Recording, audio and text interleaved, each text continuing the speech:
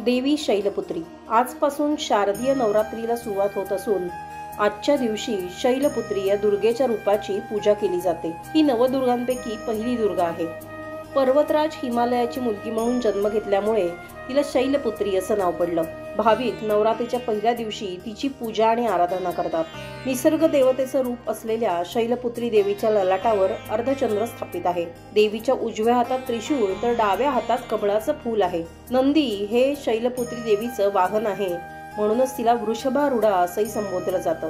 देवी सतीनं हिमालय कन्येच्या रूपात जन्म घेतला आणि तीच पुढे शैलपुत्री म्हणून ओळखली जाऊ लागली। हिमालय कन्या असल्यामुळे शैलपुत्री देवीला बर्फाप्रमाणे पांढरा रंग प्रिय आहे असं सांगितलं जातं आणि म्हणूनच या देवीची पूजा पांढऱ्या रंगाच्या फुलांनी केली जाते।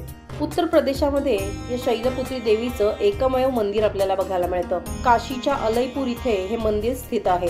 स्कंद पुराणातल्या काशी खंडातही देवीच्या या प्राचीन मंदिराचा उल्लेख आहे। नवरात्रामध्ये या देवीचं दर्शन घेण्यास भाविक मोठी गर्दी करतात। तर भेटूया उद्याच्या भागात आणखीन एका देवीच्या माहितीसह। धन्यवाद।